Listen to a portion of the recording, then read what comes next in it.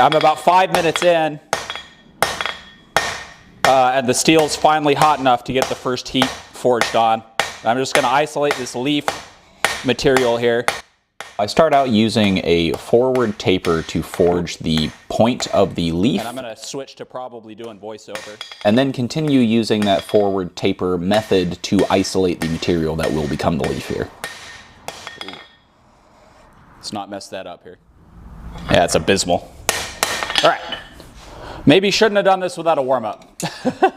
Now the key to this is putting it in the right spot in the forge so that the point that I'm trying to heat up is actually heating up at the time that I want it. That'll give me the fastest time here.